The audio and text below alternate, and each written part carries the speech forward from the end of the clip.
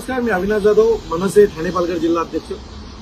काल मी माझ्या ठाणे आणि पालघर जिल्हाध्यक्ष पदाचा राजीनामा दिला होता आणि तो देण्याच्या मागचं माझं उद्देश असं होतं की ठाण्यात मनसे ठाणे पालघरमध्ये एकही आम्ही जागा निवडून आणली नव्हती आणि त्याची नैतिक जबाबदारी माझी आहे, तो म्हणून मी तो राजीनामा दिला होता।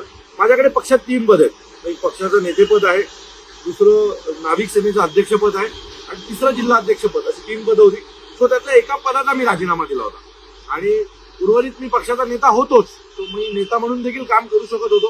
परंतु आज सकाळी मला सन्माननीय राजसाहेबांनी बोलवलं होतं आणि सन्माननीय साहेबांनी मला पुन्हा आदेश दिलेला आहे की ठाणे आणि पालघर या दोन्ही जिल्ह्याची जबाबदारी तुझी आहे, तुला जिल्हाध्यक्ष म्हणून तिथे काम करायचं।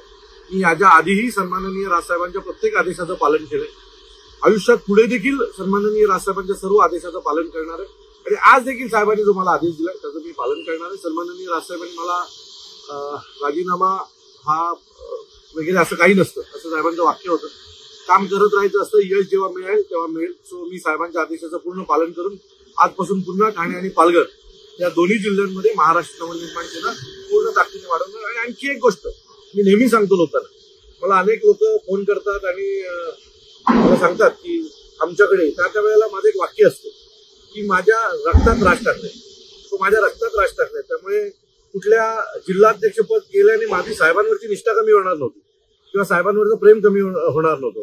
मी नेते म्हणून किंवा नाविक सेनेचा अध्यक्ष म्हणून किंवा महाराष्ट्र सैनिक म्हणून त्याच जोशात काम करणार होतो।